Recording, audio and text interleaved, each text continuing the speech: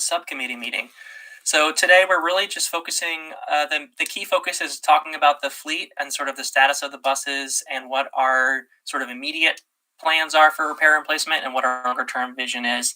And then if we have time, we'll do a quick sort of status update on some of the ongoing projects that we talked about at our last meeting. So is Mike Johnson on? I see him. So I wonder if either Mike or someone from the controller's office just want to kind of just go give a rundown about the sort of statuses of the buses and what you sort of see as the most short or long-term needs for them. Mike, you're muted.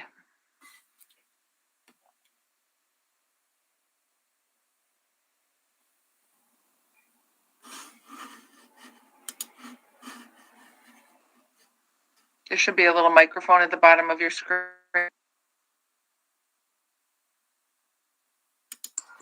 How about now? There you go. Damn technology. Good morning. Good morning, Mike. Morning. Okay, so you want me to go, or Jim's got something to go on, or? Makes sense. Why don't you start? Just if you want to just go through the 5 buses and sort of their mileage and their status. Okay, so the buses, we have 5 buses. For anybody who doesn't realize it, the county owns 5 buses. So the oldest bus. Let's go through the first one. The first one is C3. That's a 2017. It's got 117,675 miles on it. The next one's C4. I can send you this in an email afterwards. Oh, great. Okay. So C4 is a 2019. That has 99,000. C5, 19. That's the small bus that we use for the throughout the county. It has 61,000 miles on it in general. C6 is the Hudson Shuttle. That's a 2019. Has 61,000 miles on it. C11 is the oldest bus we have. That's a 2016, and it has 180,000 miles on it.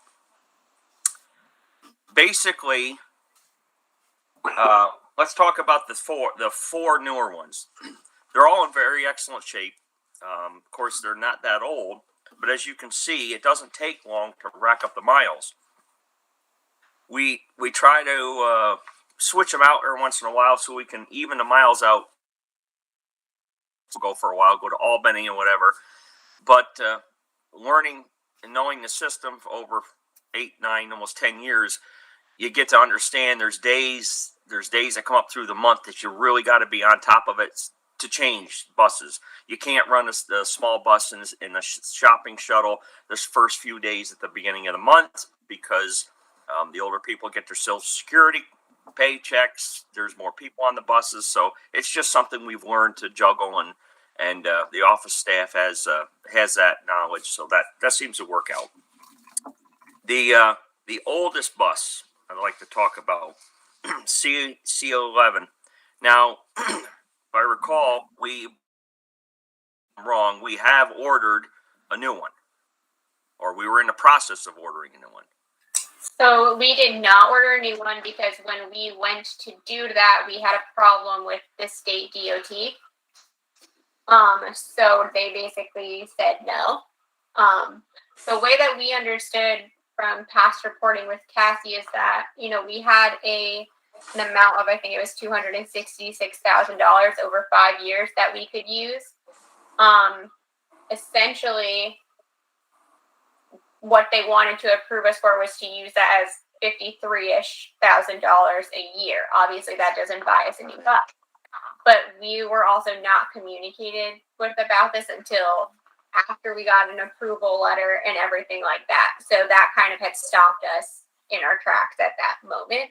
So we have not ordered a new bus yet. I think that's a conversation we can have a little bit later in the meeting as well, because I did get the new numbers for the contract as well. So we're definitely going to have to talk about that because those numbers went up a whole lot. Absolutely. Okay, well then let's go back. We can talk about that afterwards. Go back to what I started with C11. Right now, C11 is down. It's going to need a fuel tank. The fuel tank is rusted out. We've got to replace it. I have a quote on the fuel tank. The fuel tank alone is $3,952.71. With the, it's probably an 8 to 9 hour job if everything goes well. We can do it in our shop. We've done many of them. So you're looking at the maintenance, looking at close to $5,000 just to replace the fuel tank. Won't pass inspection going forward if we don't replace the fuel tank. There's no other real necessity needs that I know with the bus. We try to use that bus as that's the spare, but we also use it like we'll use it Mondays a lot of times for Philmont just to run it. So every week at least it runs. No vehicle is any good sitting still. So that's what we've got to talk about today. That's my main issue right now. What's the committee's feeling? If we choose, just to give you some thoughts, if you choose not to put that money into that bus, then you're going to have to start using my bus as a backup at a higher rate. We've been successful in the past couple of years not to do that. So you've saved a lot of money by not doing that. Personally, my opinion only, put the money into the bus because it still runs well and it passes inspection. 170 now. Yeah. We So we pay an extra quarter per mile or something like that, or is it an extra $1? What is the extra fee? I think it's $1. Extra maybe $1. or two, yeah. Yeah, something like that. I'd have to look at it, but it's about $1. So basically, we would break even after 5,000 miles of using your bus. Yep. And if we ordered a new bus today, we wouldn't even see that new bus for a very long time. So, I mean, it would probably be my suggestion to just fix the fuel tank and put the money into that. I can agree with that. Just to give you a heads up on that, I bought 2 brand new buses myself this year. Took me 5 months to get one, to be able to find one. And it was just a fluke thing of a big bus. And I was going to order another one, and even a school bus, they're talking 7 months if you can get it out of the plant. So Yeah. The contract cycle here says, after we get all the approvals, it goes through everything on our end, on the state's end. There's 150 to 210 turnaround, and I think that's probably them being generous to themselves. If I would have to agree. To agree. I'm also inclined to do it. I mean, I guess in the end, it helps our resale value to have a new fuel tank anyway. So maybe we get some of that back. But to jump in as well. I would say I would have to agree with that statement. Yeah, I really think that $5,000 investment that costs these months is not that much money. It's a lot of money, but it's not that much money. So we need to do it. As Marissa says, we're not going to get a new one tomorrow anyway, so we don't have that choice. Capital costs for that? I think that's maintenance and repair. Just a repair. Okay. All right. Well, I mean, it's only $5,000. Seems makes. I don't know if we need a resolution for that, but I'm in favor of moving ahead. A point. I don't I'm believe sorry. we do. We haven't done it in the past. Okay. A point that Marissa may be able to help you on also too is a review of the past year or 2 years of your total maintenance cost, or of years prior to this before you had the newer buses. Right. I think we've had this discussion many times. Marissa, please correct me if I'm wrong in my thoughts, but the committee has gone over this at least every other or every 3 times we meet and discuss the fact that the overall maintenance part of this whole program has gone significantly down since the county purchased the new buses. I mean, I know they're not in my shop like they were when we first took them over. They were in the shop. 2 were in the shop every day, and that doesn't happen anymore. It's just for general maintenance.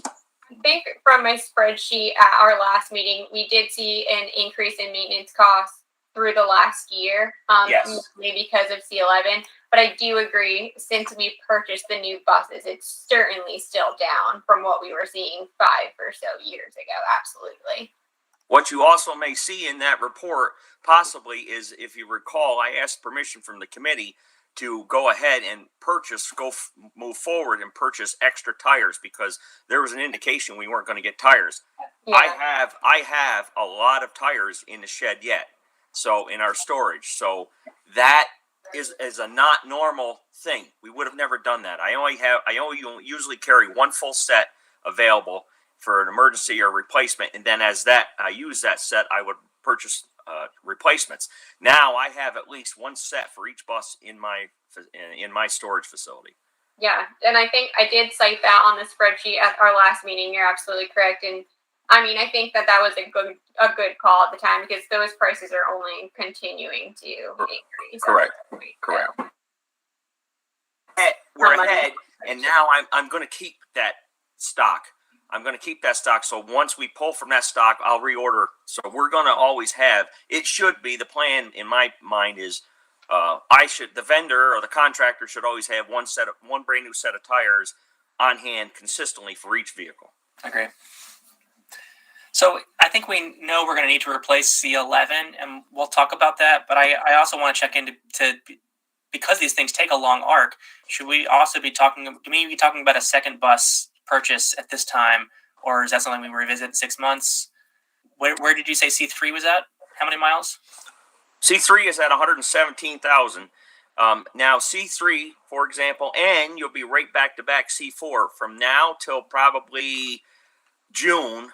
I would expect to bring those two buses in, and you will see a higher maintenance cost on those two because we will do a full service. Which 100,000 miles, we pull everything. All fluids, all filters, wheel bearings, wheel seals. We go right through them top to bottom. And our experience with that is, again, if anybody remembers a few years back when C11 got to a little over 100,000, we did that. It probably ran $5,000 or $6,000 at the end of the day with costs of materials, with costs of maintenance, repairs. But however, going forward, that bus has been perfect. Other than because of the mileage, but we saved that bus because the body was good. I think the county got another year or two out of that bus so far, in my opinion. Right, $5,000 for an extra couple of years of the bus seems like a very good deal. Right. So what about C3 and C4? Where do you see? When do you see like replacing those buses? Well, personally, I think we need one more bus right now. Right. But that being said, in my business, you just heard, and I'm sure it doesn't matter if it's my business or a county highway or anything. The availability to get these buses or get these equipment in a timely fashion is not there at this point in time. So, yes, I agree. You have to be proactive if you're going to continue with the system, no matter whose name's on side of the bus. You have to be proactive and purchase newer quicker because you're not going to see them in time. So you're getting a bus now. If you purchased a bus today, and there's another thought I want to address before we go forward with that. If you purchased another bus today and said we're going to call up and order a state bid bus, like Marissa said, you're going to be out 200 days or more if you're lucky. So that's your time frame. If you don't have to 200 days or more, maybe you should have that consideration to order in maybe 3 months, order another one to keep the system going. Because if you get rid of any of these vehicles, if they're kept up to speed, if they're kept up maintenance wise, if the mileage isn't 200,000 and more, I'm seeing a higher return on the backside now because they can't get buses. So the value of that bus, C11, in my opinion, 2 years ago, may have been worth $4,000 or $5,000 on Auctions International. Today, in the shape it's in, if it's ready to roll and they can put a sticker on it, put it through DOT, it might be worth 10 or 12. So that's the difference right now I'm seeing on the opposite side, on the selling point of vehicles. So Now, the other question that we've done in the past, and Marissa, this is a question for you guys. Do you have, because I have a thought in my head, again, I'll get to that.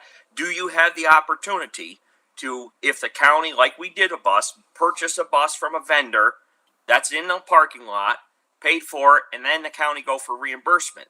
Is that a possibility? I mean, we're already over budget we're gonna end up being over that budget. But if we get Yeah. reimbursed, that's one. Yeah, it's a possibility. We're still trying to figure out how the reimbursement and the funding works, and we're gonna have a meeting with DOT hopefully in the next week to try and give us a little lesson. Okay. We have some funds out there. We're just not sure exactly how we can use them in the most efficient way under their rules. Yep. A lot of it becomes a reporting issue. You have to report these things and basically ask permission on a specific report so far in advance. And I think that's kind of some of the learning curve here too. The reason I asked that is, I'm looking for vehicles myself, so I'm out there constantly talking to the vendors. There are a few vehicles in the yards that, such as similar to say C5, a little smaller, did the job. We can still do it. We could move one up where you could purchase it at the vendor. Maybe it might be 85,000 in that range. We did that once before. When Ron was here, in order to get over a hump, and the county purchased it, got permission, went through, bought it. We had the days. We had it on the road less than 60 days. It put us in a tremendously positive situation. And then you went and did the fact, I would assume, I'm hoping that you got reimbursement. Maybe that's still out there and you're still trying to do that. I don't know. I think it's still pending in theory, yeah. Right. Yeah. Um, They're not very, they're going to be right on top of things, right? yeah, that's what we're learning. Yeah, I understand. So can I ask you a question too then, Johnston? When we talk about purchasing a new, let's just say C3 or something like that, Mhm. what size vehicle would you suggest that we should be purchasing? So how many seats for these? I think C3 is currently what, 23 and 3? I think it's 22 or 23 and 3. Okay. That seems to be the good size. Then you can use it all over. We purchased C5, which is smaller. I think it's a 12 and 2. I'd have to double check, but it is a smaller vehicle. It works at times. It works at times on the second Albany run. But you get in Albany, and all of a sudden something snowstorm, and it's on the wrong route at that afternoon. You don't have enough room to get the people home. That's my fear. We've been very fortunate about that, but it can happen, and that's my fear. You don't have enough room to get the people that go up in the morning to work to get them home. So I really venture not to go that small anymore. So you say around the 23 and 3? 22, 23, and 2, or 22. I think the best one usually, like might be out there, would be 22 and 2, or 23 and 2, or when you go 23 and 2, or go 23 and 4, that means that they put different seats in, so the seats fold up so you can get more wheelchairs in. Yep. Okay. So I think, yeah, in replacement of C11, we were looking at a 24 passenger or a 22 and 2 wheelchair. Right. So I guess I can jump into what the cost on some of those things is now. This seems like a natural kind of route there. Mhm. So the entire purchase price that we had gotten last year with the quotes and everything like that was at, I think it was around $146,000. The base price on the new contract is $150,695. Let's say that. That does not include any of our add-ons, which also amounted to almost $10,000. So to purchase a new bus, we are now looking at around $160,000, which is a good bit more than we were originally planning last year. Yep. Just that base contract, $7,000. So I'm also going to have to assume that the non-contract is going to be inflated as well. Sure. Makes sense. I'm seeing the same thing. So I guess that leads me to the question, how much money do we have from DOT or from the feds? That's an excellent question. It depends again on the usage. We have a couple grants that we get, but like Marissa was saying, that how we use them, I'm not sure of the rules, if we can use them all at once or we have to use them 50 grand at a time.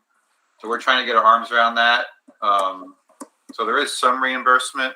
We have 150 in our budget to pay for it. I think with that and some of the reimbursement, we have more than enough to cover the bus, even if it's the worst case scenario for the reimbursement from DOT. We also have some CARES money that might be coming in that we might be able to circle back and use. So there's a couple different options to do it. I think the big DOT is, we had that $266,000 in 5311 funds that they told us we couldn't use last year. I mean, I think we need to ask them if we can just use that in a lump sum, considering we haven't used it the other 4 years that it was allocated to And we us. have, how much we have in that ATC? Is it 50? Something around We there. have another 50,000 in some ATC funds, which we can use towards the bus as well. So, even that's the worst case. We have 150 in the budget. And we have about 50 some.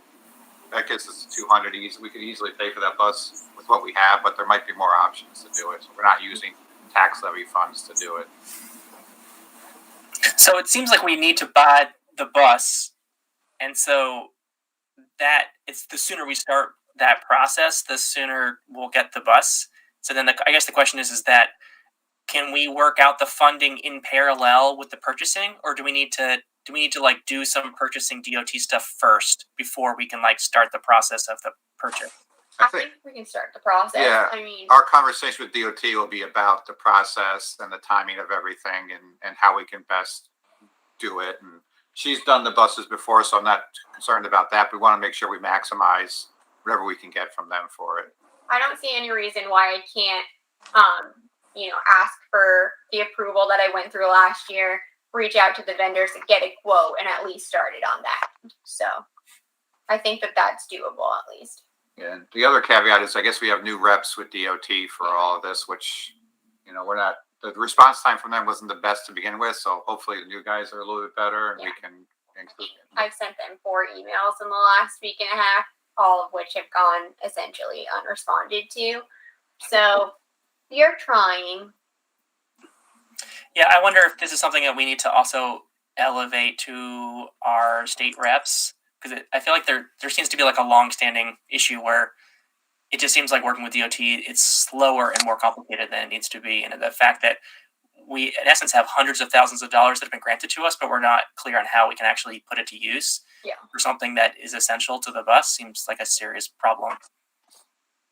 Yeah, there's also some claims that we have submitted to DOT for reimbursement that we have not received, as far as I can tell. And I've been working with the Treasurer's Department on that, and I don't see it coming in. So there's an issue with that as well. Well, do you think you could you could start CCing me and I could forward it to at least my assembly member, and we could talk about maybe forwarding it to Senator Jordan as well. Yeah, absolutely. Just kind of like trying to loop in a little bit more influence. Yeah, I can definitely do that. Not a problem. Chairman, what do you think about that? Well, we might have, I agree with that, but I think we might have some luck too if we loop Sam Parker into this. Okay. At least then you get the governor's office, and they're actually oversee the state agencies, so. Right. Okay, so I guess if you've written 4 emails and haven't gotten a response, I think it's time to try something else. Go ahead, Ron.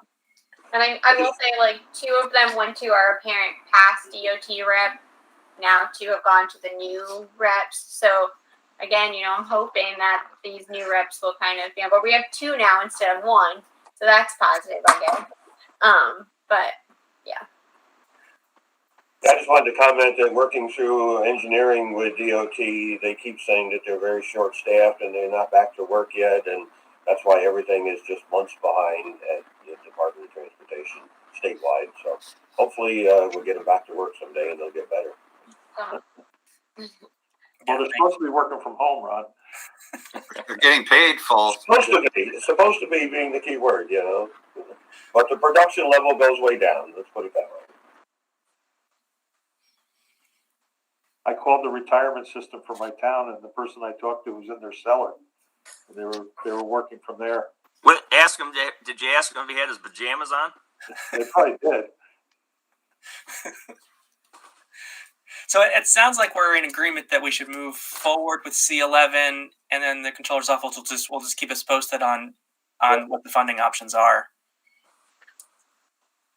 We would have to probably have that go through county government, Michael, to at least approve it moving forward.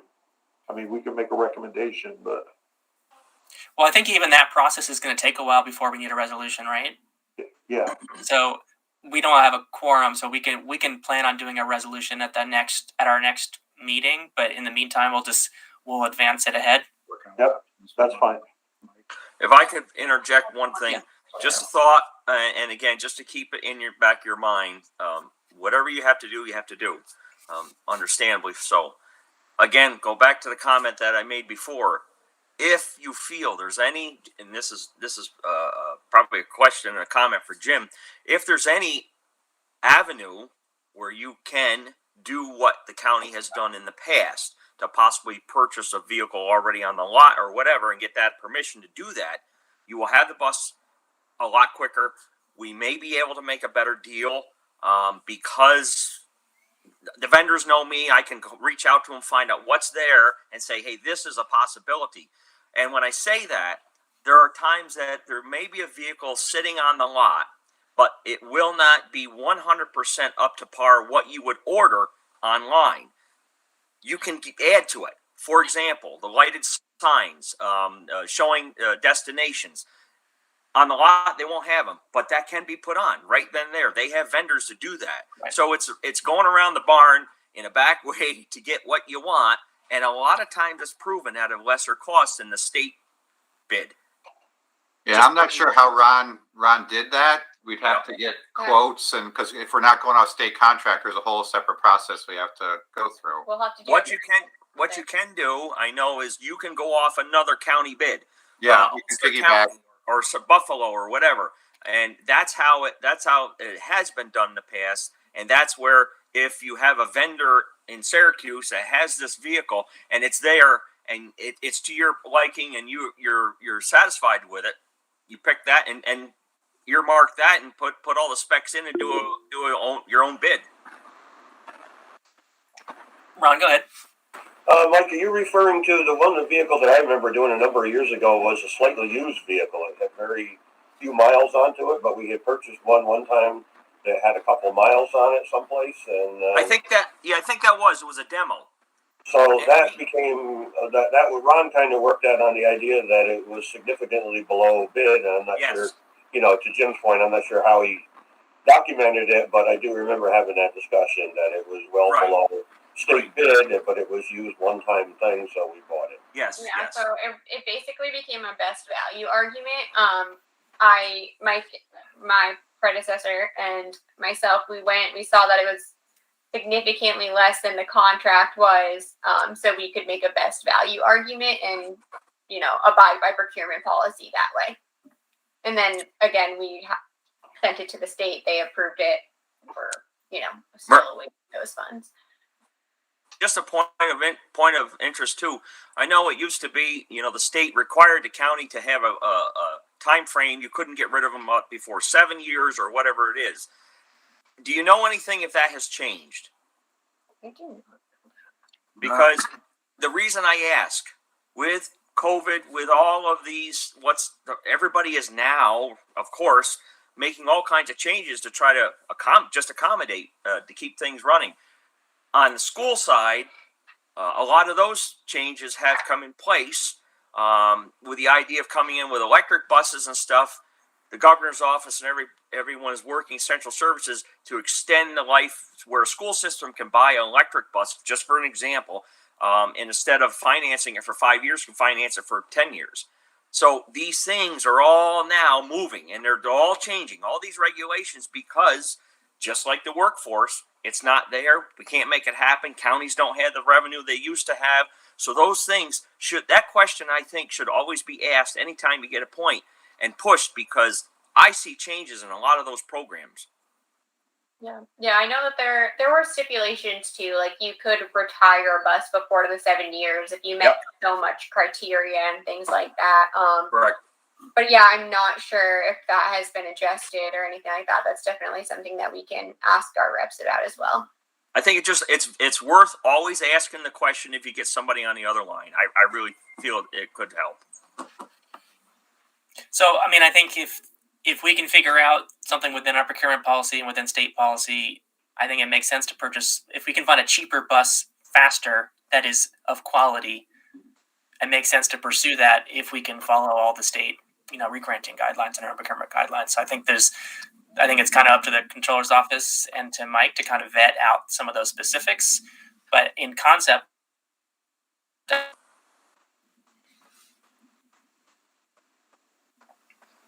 You froze, Michael. I don't know. I'm gone. You froze for a while. I didn't hear what you said at the end. I just said if we are right, I would be in favor of purchasing and like as Mike is suggesting, like off of through like an outside vendor, if we can kind of work out all the right details.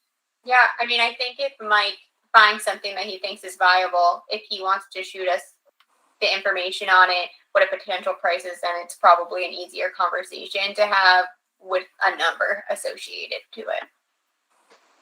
I can do that. I'll just send you whatever information I find. I'll send. If it helps, it helps. I mean, I'll give you all the information I can. Well, the good news, Mike, is we want to buy a bus. So Yeah. Yeah. the question is how we do it. Understand. Yep. I'm just concerned. I sit on the older bus. We've been down that path in the beginning. $18,000 engines in buses that weren't worth $1,800. I would never want to see the county get to that point again. Right. Well, I think we're agreeing that we want to replace C11 as soon as possible, and hopefully we can get that expedited. And then I guess it sounds like we're not going to move on replacing C3 at this time, but we'll likely pick up that process in a few months to start it.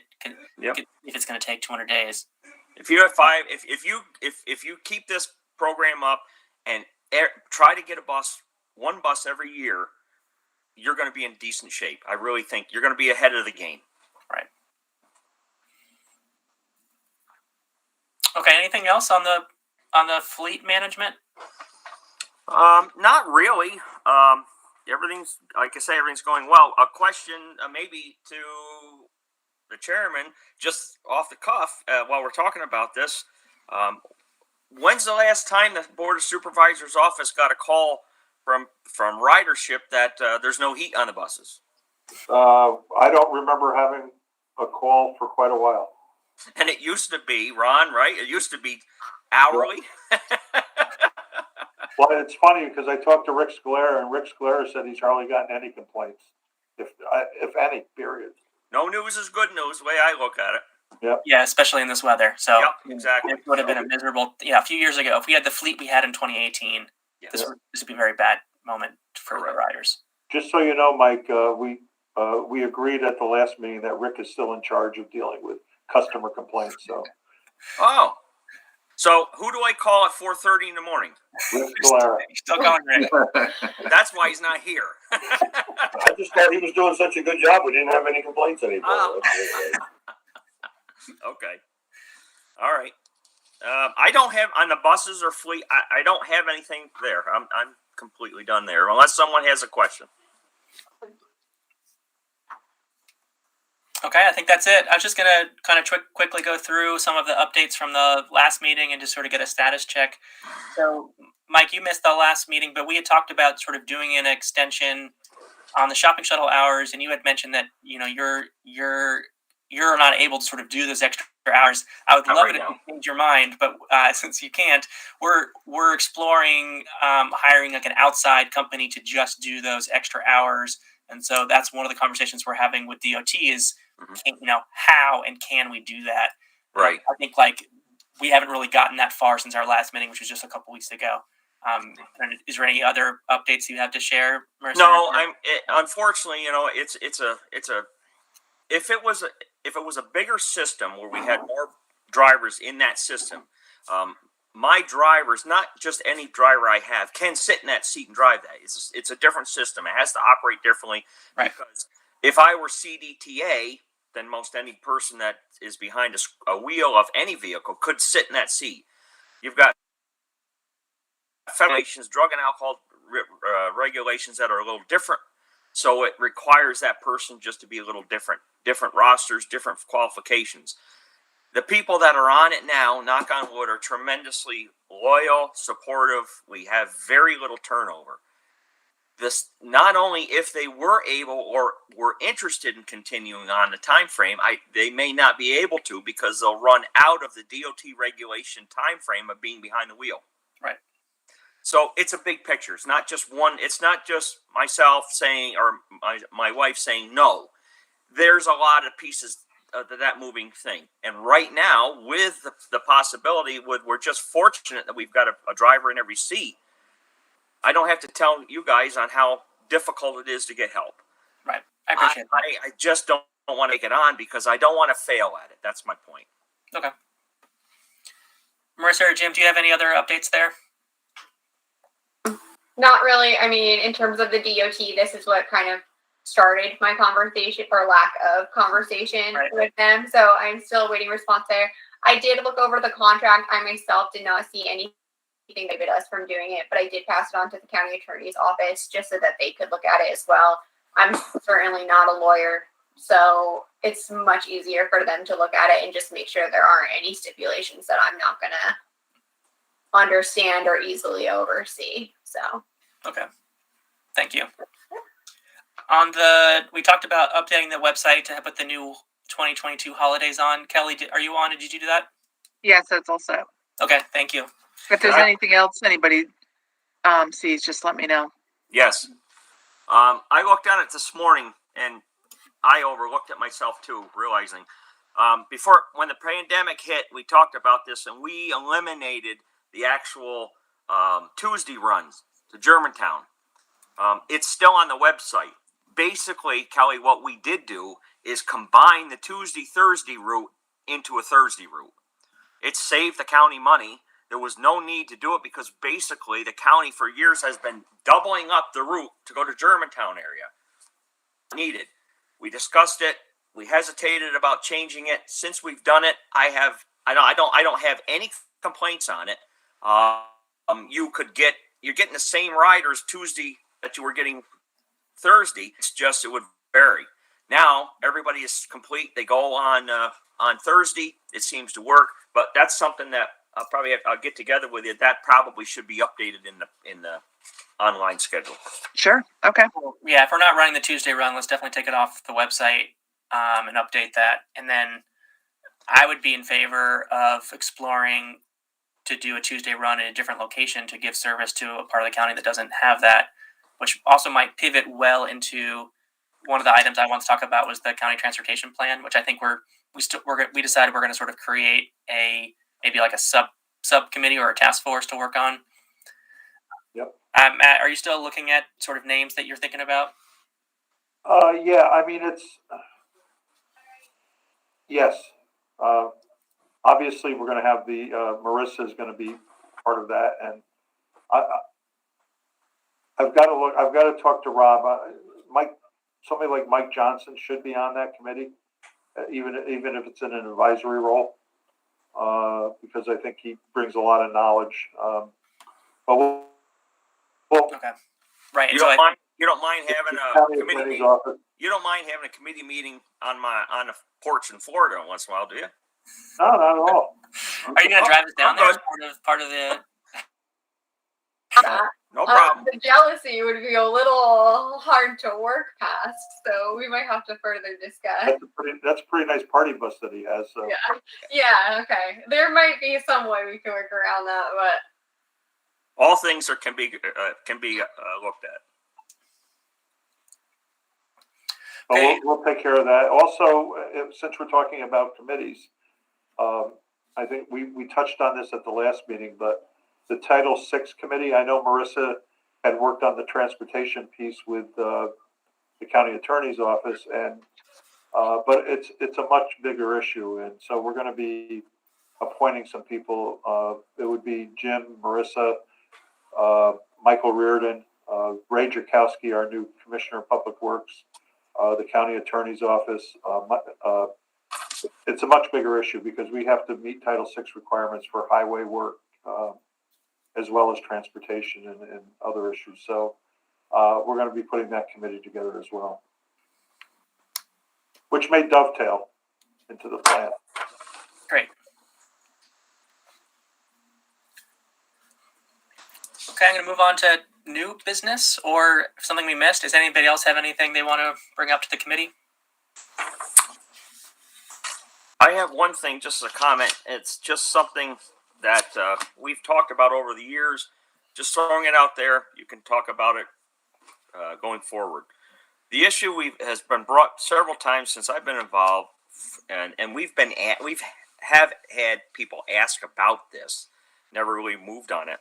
The consideration of, and at one point in time there was a grant for this, for bus stop containers. Yep. Matt, we had this conversation many times, you remember, and the whole thing always came back to the best issue would be possibly along, if something could come up along Fairview Avenue and in the city of Hudson. Don't know how anybody feels about that. I've gone through some programs. Recommended practice has information on stop design and safety conditions. There's pros and cons both sides, but that's just something if that transportation group wants to look at and talk about, there's a subject to talk about. Okay.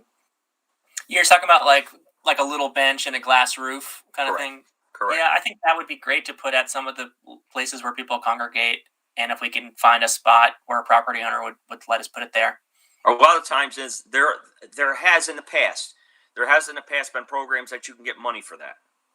So Okay, well, let's look into grant money, and I would imagine we could also get some private funds to support those kinds of things to offset costs. So maybe I'll put that on. We can do some thinking about it. And I'll put it on a future agenda as a more focused discussion.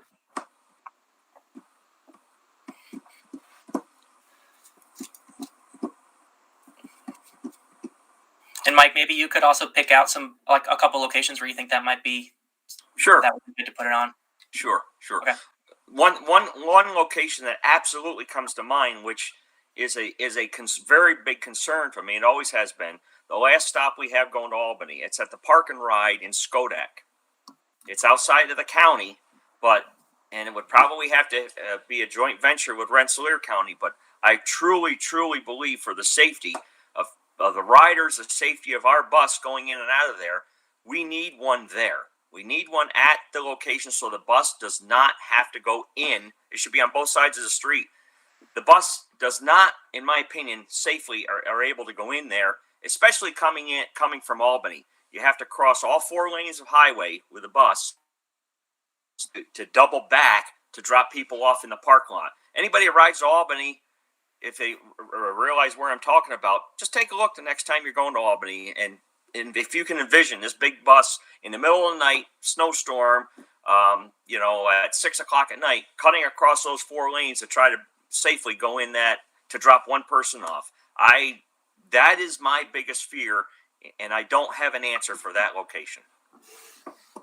And if you wouldn't have to do that, if there was like a structure, Correct. If there was a structure on each side of the road, and it would be, Albany has them, so it has happened. Then you would drop, if you're coming down, you drop them off.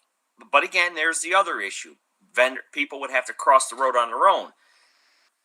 I don't know. I could argue the point all day. I'm concerned about running the bus in there because you can't run the bus the opposite way and come out. You can't see. And the bus doesn't, you have to go past the stop and come back a little bit to make it so the turn, because of the curbing, to go into the parking lot. We've had some issues there over the years. Thank God, nothing major, but it is a big concern for me. Okay. It always has been. Unless someone can come up with a different idea, I'm all ears.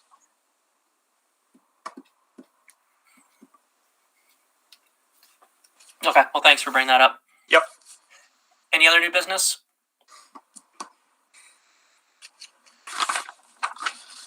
Okay, I guess I would take a motion to adjourn, but since we don't have a quorum, there's no motions. So I'll just, anything else before we end the meeting? Okay, well, thank you, everybody, and see you soon. Thank you.